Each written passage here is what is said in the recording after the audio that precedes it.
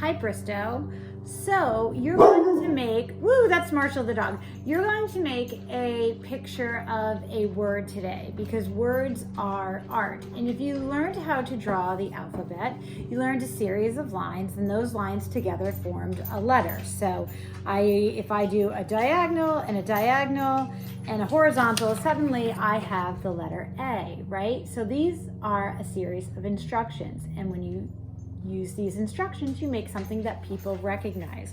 Well, there are lots of different ways to do writing. You can do calligraphy writing, which is really fancy, beautiful writing, or you could do graffiti writing, or you could just do script, or you could do print, or we write using a computer. So there are lots of different designs for how you draw letters. And I want you to choose a word that you feel is really meaningful to you at this time. And I want you to make a picture of that word, and you can look at the block letter examples I gave at the end of the Google slideshow. So I'm gonna start in just a regular piece of paper, whatever you have available. And I think one of the most important words for Mrs. Kaminsky right now is family. Without my family right now, things would be rather difficult. So while we are all getting on each other's nerves, we also really support each other. So I'm going to start mapping out my word.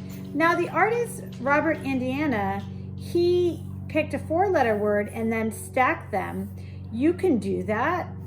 His design was, well, there were 2 in the slideshow. One was a sculpture of love, and the other one was a painting of the word hope. So I'm going to leave that up to you, how you choose to design this. But for me, it's most interesting to find out what word you're choosing.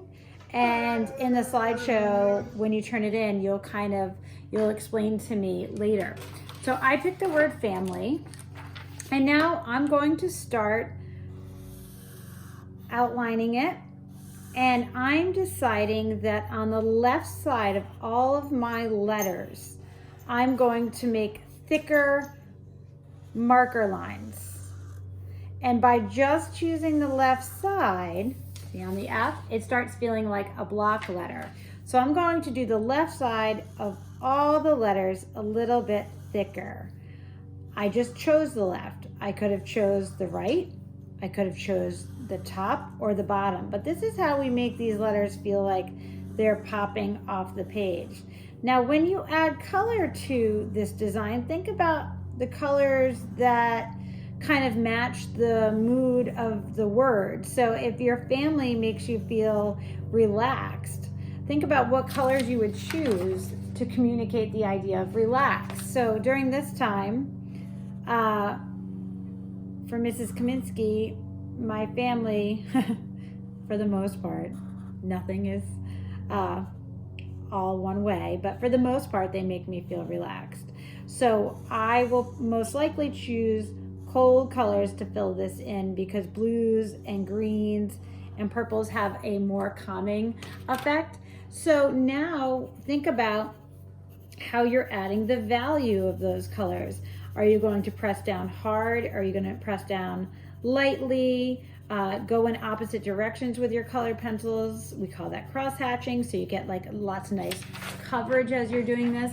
But I can take different blues to make a new blue so that when I look at this, it's not just one value of blue. And if I don't have colored pencils, well, you can use crayons and mix colors that are neighbors on the color wheel.